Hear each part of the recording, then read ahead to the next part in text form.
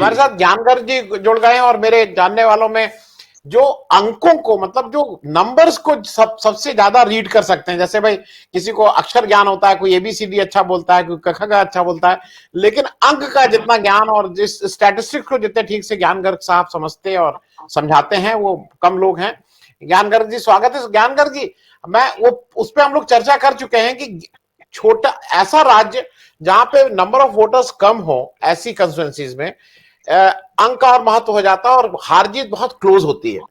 आपका हिमाचल में, क्योंकि अब इस बार हिमाचल प्रदेश में हम लोग पहली बार आपसे बात कर रहे हैं, हिमाचल प्रदेश का इलेक्शन जो अब तक हुआ इसका टोटल सार आपकी नजर में एज अ स्टैटिस्टिक्स अंक के माध्यम से क्या है, जरा उसको ब्रीफ कर देते। आनंद जी नमस्कार। बहुत दिनों के बाद मैं वापस आज शुरू कर रहा हूँ और शशि शेखर सिंह जी को भी, ब्रजेश सिंह जी को भी नमस्कार। आपने मुझसे सवाल किया है कि स्टैटिस्टिकली मैं थोड़ा समझाऊं। देखिए ऐसा है कि हिमाचल में 2017 में 74% वोटिंग हुआ। अभी तक के जो आंकड़े आ रहे हैं टीवीज पर वो 55% पोलिंग हुई है up to 3 PM। I do not know कि आगे इसमें कोई अपडेट कुछ हुआ है, लेकिन ऐसी उम्मीद है क्योंकि जैसा 2017 का ट्रेंड था 3 बजे तक वहां 48% पोलिंग हुई थी, यानी इस बार 7% पोलिंग ज्यादा हुई है। उम्मीद है कि ये 74% वाली पोलिंग मेरे ख्याल से क्रॉस करेगी। उसका उसका उसका एक कारण ये है कि लाहौल स्पीति के कुछ जो बूथ हैं, जहाँ 52 बूथ, एक बूथ पर 52 वोटर्स थे, उसमें से 51 लोगों ने वोट किया है, जहां टेम्परेचर इस समय -3 -4 था। खैर, लोगों का एंथुसियाज्म है वोटिंग के लिए और ऐसा मुझे लगता है। बहुत सारे मैं 5 चीजें आपको बताना चाहता हूँ जिसकी वजह से ये इलेक्शन ड्रिफ्ट कर रहा है कांग्रेस की तरफ। और दूसरा ये है कि जो 68 जो आपने कॉन्स्टिट्यूएंसीज जो हैं वो 4 लोकसभा में हैं। करीबन रफली आप 17 कॉन्स्टिट्यूएंसीज एक लोकसभा में मान सकते हैं। उसमें जुब्बल कोटखाई का जो लास्ट टाइम इलेक्शन था, अभी जो बाईपोल था, उसमें रोहित ठाकुर जी थे। चेतन बरागटा जो अब उनके कैंडिडेट हैं बीजेपी के, उनके फादर की डेथ की वजह से वो सीट खाली हुई थी। मैं उसमें एक रिजल्ट बताना चाहता था आपको कि लास्ट टाइम जो लोगों ने कहा कि महंगाई और अनएम्प्लॉयमेंट का एक तरीके का एक शॉर्ट वो एक ट्रेलर था वहां पर। हेलो हेलो, मेरी आवाज आ रही है क्या? आवाज आ रही है, आवाज आ रही है, आप बोलिए बोलिए, आवाज आ रही है। तो मैं ये कह रहा था कि वहां पर ये तो ठीक है कि ओपीएस का मुद्दा बहुत ज्यादा है, जिसके ऊपर अभी तक स्पष्ट रूप से बीजेपी ने इस बार भी अपने मैनिफेस्टो में कुछ नहीं कहा है, जबकि कांग्रेस ने कहा है कि हमने छत्तीसगढ़ में और राजस्थान में लागू कर दिया, यहां पर भी करेंगे। वहां पर सबसे बड़ा जो एम्प्लॉयमेंट का जो हिमाचल प्रदेश में साधन है, रिसोर्स है, वो है पहले गवर्नमेंट सर्विस, दूसरा है अग्निपथ वाली अग्निवीर जो स्कीम में जो मैच हो गया है, दूसरा वो है, तीसरा बागवानी, चौथा है पर्यटन is a very big industry over there. इन चारों इश्यूज पर बीजेपी ने एड्रेस नहीं कर पाए हैं इनको। पांचवा जो मुद्दा जो लेडीज के लिए बहुत ज्यादा वो हो रहा है कि उनको जो उज्ज्वला गैस में सिलेंडर तो मिला लेकिन बाद में रिफिल नहीं हो पाया, और ऐसी करीबन 38% महिलाएं हैं जिनके लिए कांग्रेस ने 1500 रुपए पर मंथ देने का वायदा किया है। उसके अगेंस्ट में बीजेपी ने छात्राओं को साइकिल देने का वायदा किया, जो कि बूमरैंग हो गया। उन्होंने कहा कि पहाड़ी इलाकों पे तो साइकिल चल ही नहीं सकती। तो इस वजह से तो मैं आपको ये बताने की कोशिश कर रहा हूं कि ओपीएस का मुद्दा, बागवानी का, पर्यटन का, जॉब का, वहां 9,82,000 रजिस्टर्ड अनएम्प्लॉयड यूथ है, जबकि वो 14 लाख के करीब है ऐसा बताया जा रहा है, 14 lakhs। जहां जहां आप ये देखिए कि 56 लाख वोटर है, उसमें से 14 लाख अनएम्प्लॉयड यूथ है, 25% वो वोट है, तो उनमें से कितने लोग बीजेपी को वोट करेंगे? जैसा कि मैंने बताया कि यदि ये वोटिंग परसेंटेज 74, 75, 76 क्रॉस करेगा, ये ज्यादा भी हो सकता है, तो it will be anti establishment vote. हाँ, इसमें एक चीज जरूर हो सकती है कि चूंकि आप is a third player and on 38 constituencies, in 38 constituencies independents are also in free. 21 बागी हैं बीजेपी के, 8 बागी हैं कांग्रेस के, 29, और 9 जो कैंडिडेट्स हैं इंडिपेंडेंट, काफी काफी काफी पावरफुल हैं। उसमें आप एक ठियोग की सीट है जहां से कुलदीप सिंह राठौड़ लड़ रहे हैं, कांग्रेस के पुराने प्रेसिडेंट स्टेट के, उस ठियोग सीट पर सीपीआई एम का भी दबदबा है। मंडी की कुछ सीटें हैं जिन पर दबदबा है। मेरा कहने का मतलब है कि 38 ऐसी सीटें हैं जिन पर यदि एंटी एस्टेब्लिशमेंट वोट डिवाइड होता है तो बीजेपी को वहां एक जीतने का चांस और एक राह बन सकती है। ओवरऑल मेरा जो अपना असेसमेंट है वो ये है, मैं पिछले करीबन 1.5 महीने से एचपी के हिमाचल प्रदेश के सीट वाइज सीट उसको आकलन कर रहा हूं, और उसमें जो भी चेंजेस हो रहे हैं, रैलीज के थ्रू हो रहे हैं, वो सारे के मद्देनजर मैं ये कह सकता हूं कि इस बार कांग्रेस ने, चूंकि ये जरा मैं वर्धन जी एक थोड़ा सा 1 मिनट और लेना चाहता हूं नहीं कि आप प्लीज प्लीज, हाँ, नहीं आप हिमाचल प्रदेश में, आप तफसील से अपनी बात कहिए, हम लोग मैं समझना चाह रहे हैं। जी हाँ, जी मैं ये कहना चाहता हूं कि तफसील से इस रूप में कि वहां पर भाजपा ने वक्फ बोर्ड को लाकर, वहां 2% मुसलमान है, वो भी मुद्दा उनका नहीं चला। उन्होंने वह बहुत सारे मुद्दे ट्राई किए, वो चाहते थे कि हिमाचल प्रदेश कांग्रेस के हाथ में ना जाए, नहीं तो जो 2018 की छत्तीसगढ़ और राजस्थान की विक्ट्री है वो तो हो चुकी पुरानी।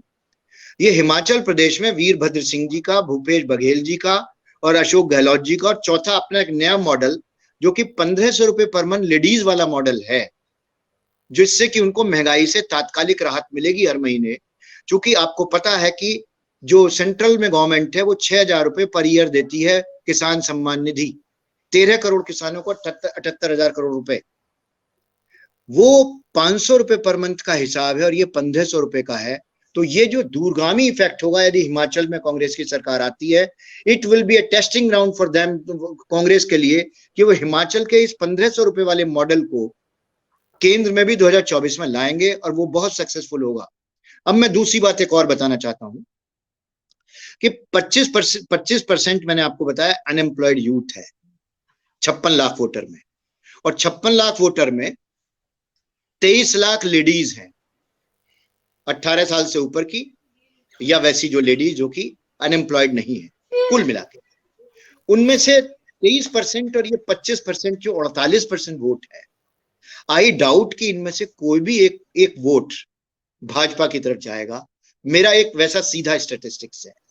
बागवान जो सेब वाला मैटर है, उसमें मैं आपको एक बहुत इंपॉर्टेंट फैक्टर बताना चाहता हूं कि अडानी जी ने 2018 में उनसे सेब लिया और उसका दाम दिया उन्होंने कुछ ज्यादा, एकदम 19 में भी सेब दिया, उसका दाम दिया ज्यादा है, लेकिन 20 में उन्होंने ऐसा ही किया जैसे कि आप एक जू में जाते हैं शो देखने के लिए, शुरू में वो उसका फ्री में टिकट होता है, बाद में उसका टिकट एकदम से बढ़ा दिया जाता है।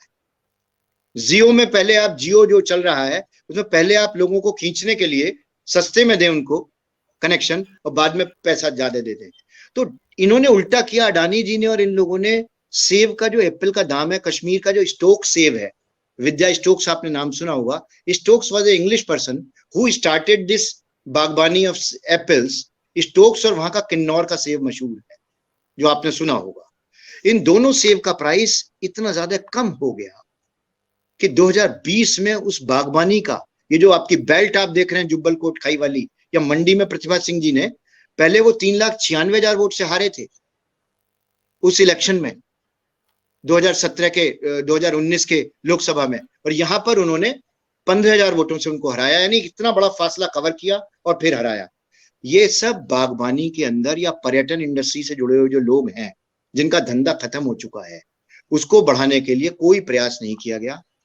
सिर्फ और सिर्फ डबल इंजन के नाम पर ये जो सड़कों का कवरेज जरूर बढ़ाया गया, लेकिन उन सड़कों की मरम्मत तक नहीं हुई है, इसलिए लोगों को जाने आने में बहुत तकलीफ है। मैं अपनी बात का अब एक जिस्ट आपको बताना चाहता हूं। मेरा अपना असेसमेंट है, बहुत कंजर्वेटिव, पता नहीं ये कैसे गलत हो पाएगा, मुझे नहीं मालूम। मैंने देखा है कि 43 सीट्स कांग्रेस को इस चुनाव में श्योर शॉट मिलनी चाहिए, और 20 सीट मिलनी चाहिए बीजेपी को, 1 सीट सीपीआई-एम को, 2 सीट इंडिपेंडेंट को, 2 सीट आप। एक बार फिर से रिपीट कर दीजिएगा। 43 और 41 सीट्स कांग्रेस को, 20 सीट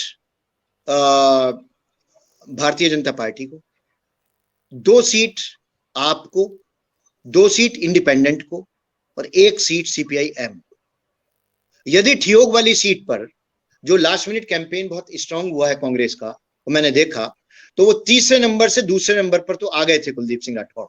लेकिन मुझे लगता है कि still it is a herculean task for him to make up the first position. Anyway, मैं इसमें एक या दो सीट इधर उधर हो सकता है मेरा मार्जिन कहीं, जहां मेरी कैलकुलेशन, जहां मैंने राजपूत 37% है, 18% ब्राह्मण है, 28% शेड्यूल कास्ट है, मैंने उन सबको बहुत, और इनके जो जेंडर हैं, महिलाओं को 1500 रुपए, उधर ओपीएस का जो मुद्दा है, ओपीएस का मुद्दा लाहौल स्पीति में जो उनके ठाकुर कैंडिडेट लड़ रहे हैं, टी एस ठाकुर बहुत अच्छा स्ट्रॉन्ग कैंडिडेट है, वो सीट निकालना। और एक बात मैं और आपको बताऊं, कांग्रेस ने इस बार बहुत एक टेक्टिकल मूव किया है।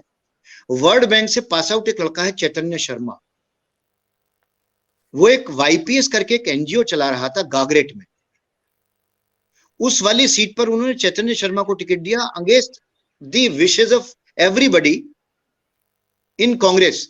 राजीव शुक्ला जी और वहां के जो उना के जो ये जो हरौली से लड़ रहे हैं मुकेश अग्निहोत्री, संसदीय विपक्षी नेता ये मुकेश अग्निहोत्री, वो एक्स पत्रकार भी हैं, शायद आपको पता होगा, पत्रकारिता से जुड़े हुए थे। उनकी रिकमेंडेशन पर राजीव शुक्ला जी और इन लोगों ने चैतन्य शर्मा को टिकट दिया है। 27 साल का लड़का है, वर्ल्ड बैंक से काम करके आया है। उसने अपना जो इकोनॉमी का जो मॉडल जो वो दे रहा है वहां पर गगरेट में, वो बहुत अच्छा चल रहा है। मैं समझता हूँ उना की 3 सीटें जहां कांग्रेस बहुत अच्छी पोजीशन में नहीं थी, हरौली के अलावा, उन सीटों को भी उन्होंने मेकअप किया है राइट फ्रॉम 6 नवंबर टू 9 नवंबर के बीच में। मुझे और नहीं मालूम, चूंकि वहां से ज्यादा पत्रकारिता का वो नहीं आ पाता है, पहाड़ी क्षेत्र है, लाहौल स्पीति है, सिरमौर है, पता नहीं लग पाता है। तो लेकिन मुझे ऐसा लगता है कि जो एडवांटेज है वो कांग्रेस के साथ है, और ये ऐसा हो भी सकता है कि यदि वोटिंग परसेंटेज और बढ़ेगी तो ये एक क्लीन स्वीप, बहुत भयंकर क्लीन स्वीप होगा। ज्ञान जी, आपसे एक थोड़ा स्पेसिफिक मेरा, क्योंकि वो बहुत स्पेसिफिक क्वेश्चन है, और वो आप 2 जिले ऐसे हैं हिमाचल में, कांगड़ा जहां से 15 सीट है और मंडी जहां से 10 सीटें हैं, मतलब 68 में 25 सीटें यहां पे हैं, और ये दोनों पिछले इलेक्शन में बीजेपी का गढ़ थे, मतलब बिल्कुल थोक में यहां से बीजेपी कुछ 20 सीटें जीत के आई थी। इस बार इन 2 जिलों का जयराम ठाकुर जी हैं, मंडी के जयराम ठाकुर जी। हाँ, तो मैं इस कांगड़ा और मंडी के बारे में थोड़ा और आप स्पष्ट कर देंगे तो हम लोगों को भी थोड़ा आसानी हो जाएगी समझने के लिए। जो 10 सीट है, मंडी की 10 सीट में से शुरू में ऐसा लग रहा था कि एडवांटेज बीजेपी के पास था, जयराम ठाकुर जी वगैरह का कैंपेन बहुत अच्छा था, अच्छा चल रहा था, लेकिन वहां पर 3 बागी खड़े हुए हैं। वहां की जो पोजीशन है कांग्रेस ने काफी मेकअप किया है। दूसरा यह है कि जो ओपीएस के मुद्दे के अलावा जो एक नया मुद्दा है 1500 रुपए का आया है, आप ओपीएस लागू कर देंगे, लेकिन जैसा कि मैं थोड़ा सा कैलकुलेट करके आपको बताऊं कि यदि कोई आदमी शेड्यूल कास्ट है और वो 35 साल की उम्र तक भर्ती हो सकता है, तो यदि वो 2004 में भर्ती हुआ तो उस समय उसकी एज 1970 बॉर्न है, 60 साल के रिटायरमेंट का मतलब 2030, यानी पहला पेमेंट आपका कब होगा? 2030 में। इमीडिएट उसकी पेमेंट की पॉसिबिलिटी नहीं है, लेकिन उसके बावजूद भी उनको सिक्योरिटी चाहिए, financial security for after their retirement. ये ओपीएस का मुद्दा था, लेकिन जो फाइनेंशियली जो तात्कालिक राहत है 1500 रुपए पर मंथ की, ये मुद्दा मंडी और कांगड़ा हर जगह गूंज रहा है। कांगड़ा में जरूर शुरू में कांग्रेस की अपर हैंड था इस बार स्टार्टिंग से ही, लेकिन बीजेपी ने भी वहां 3 सीट पर मेकअप किया है। लेकिन मैं समझता हूं इतना मेकअप नहीं हो पाया है कि कांगड़ा की जो 15 सीट हैं उसमें जहां तक मेरा ख्याल है ये स्कोर 10-5 या 11-4 रहने की संभावना है। और जो मंडी की सीट नहीं 11-4 किसके पक्ष में? कांग्रेस के पक्ष में? कांग्रेस के पक्ष में। और जो मंडी की सीट है, मंडी की सीट सिटिंग सीट इस समय प्रतिभा सिंह जी की है, वहां पर कोई बुनियादी परिवर्तन इस बाईपोल के बाद नहीं हो पाया है, बल्कि पोजीशन जयराम ठाकुर जी को, चूंकि उन्होंने जेपी नड्डा जी ने कहना पड़ा उनको कि he will be only our chief minister and he will be only the chief minister candidate, जिससे अनुराग ठाकुर या प्रेम कुमार धूमल कैंप को थोड़ा सा झटका भी लगा है। लेकिन इतना कहने के बावजूद भी मंडी के अंदर जो वोटर है उसका मिजाज चेंज नहीं हो पाया है, बीजेपी के प्रति एकदम बहुत ज्यादा है, इसलिए वहां 70-30 की फाइट है। 7-3 मेरा जो अपना असेसमेंट है वो है, it may be 8-2 also.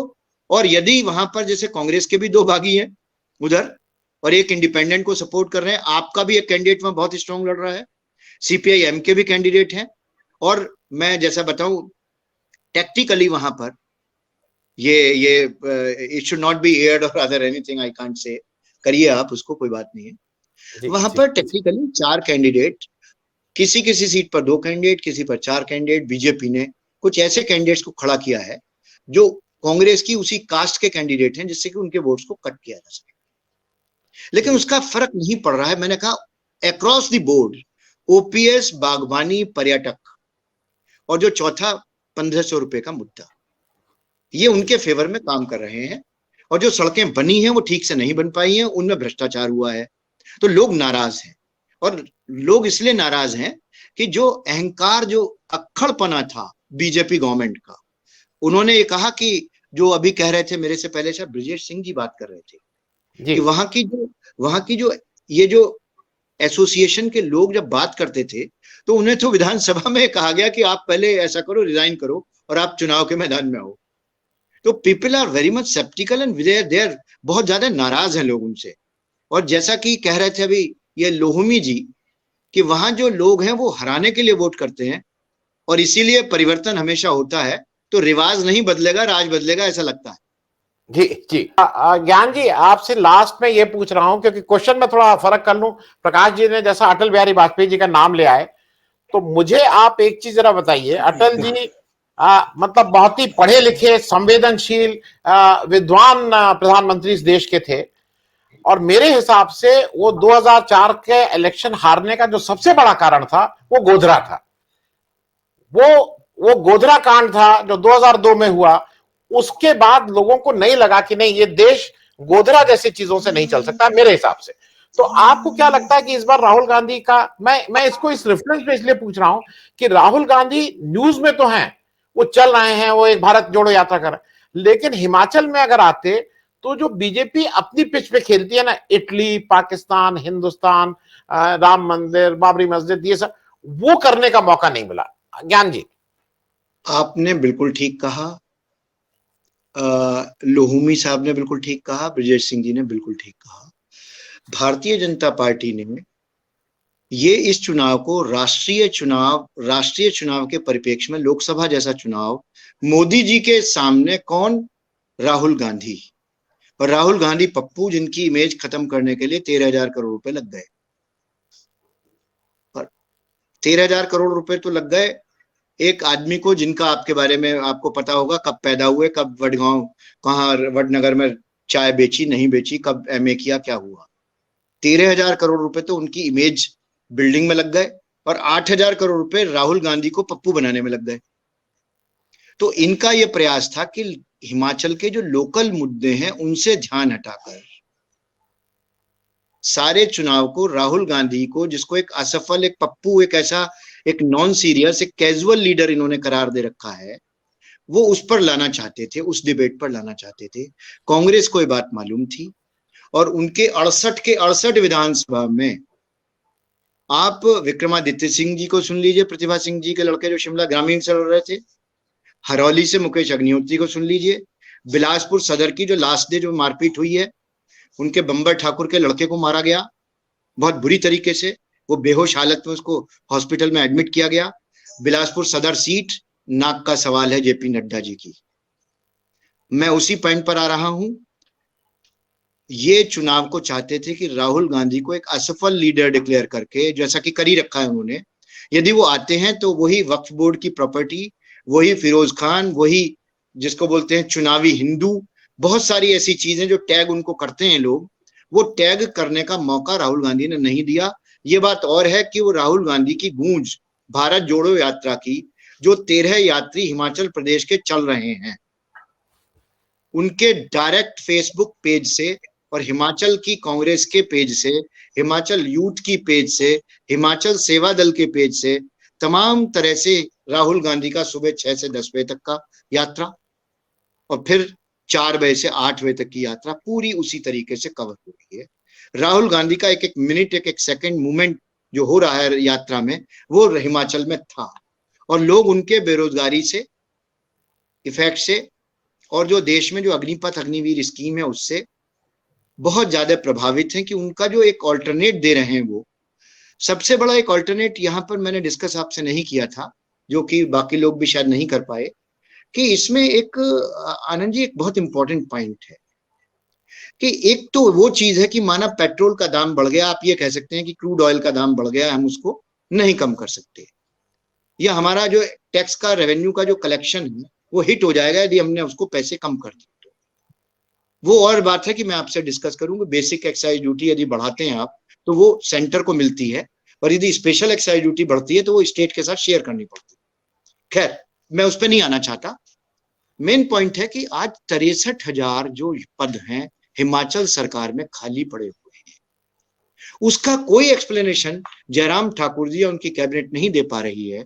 Even राष्ट्रीय जो स्तर के लीडर है वो नहीं दे पा रहे हैं। उनसे पूछे भी गए सवाल, लोगों ने हंडे वो जो सिलेंडर लेके प्रदर्शन किया है मिसेज स्मृति ईरानी के सामने, उनसे पूछा कि 400 का सिलेंडर 1150 रुपए हो गया, अब आप बताइए क्या किया जाए। तो वहां काफी भगदड़ मची है। एनीवे, मैं उस पर नहीं, 63,000 जो पद खाली पड़े हुए हैं उसका कोई एक्सप्लेनेशन अभी तक नहीं दिया गया है। पूरे आप समझ लीजिए कि करीबन आज जिस समय स्टार्टिंग हुआ था 2017 की गवर्नमेंट थी, नवंबर में, दिसंबर फर्स्ट वीक से, उस समय से लेके 2021 तक करीबन 54,000 थे, फिर वो बढ़ के 63,000। लोग रिटायर तो हो रहे हैं, लेकिन उनके पद जो क्लियर वैकेंसीज हैं, जिनको रेगुलर वैकेंसी कहते हैं, जो कंट्रैक्ट और आउटसोर्सिंग का सवाल नहीं है, उन लोगों को भर्ती नहीं किया गया है। इसलिए वहां पर जो यूथ है बहुत ज्यादा एजिटेटेड है। दूसरा, आप एक चीज और समझिए कि जो राजा वीरभद्र सिंह ने जो वहां पर पीएमसी चालू किए, प्राइमरी मेडिकल सेंटर्स, जो वहां उन्होंने स्कूल्स और कॉलेजेस खोले, जितने भी उन्होंने खोल सके, वो सब जो मंडियां उन्होंने खोली बागबानों की सेब को खरीदने के लिए, उन सब के ऊपर चूंकि वो कांग्रेस की स्कीम्स थी, बीजेपी ने उनमें से काफी चीज को बंद किया है। तो लोगों को वो चीज अच्छी नहीं लगी है। राजा वीरभद्र सिंह को यशवंत परमार जी के बाद, वाईएस परमार के बाद, वहां सबसे सफल लीडर माना जाता है हिमाचल का, जिन्होंने 6 बार लीड किया है हिमाचल। तो ये जो उनका स्टेटमेंट था शाह का, अमित शाह जी का, कि एक लेडी, मतलब एक लेडी और एक उसका लड़का, एक औरत और एक उसका बच्चा दिल्ली में, और ये प्रतिभा सिंह और विक्रमादित्य सिंह यहाँ, it has not gone well with any voter of Himachal. लोग बहुत नाराज हैं। और जो शिमला सिटी की सीट थी जिसपे जनार्था लड़ रहे हैं, रवि जनार्था कांग्रेस के, वो कहीं फाइट में नहीं थे सूद के साथ, लेकिन वो भी शायद इस सीट को मेरे ख्याल से जीत रहे हैं।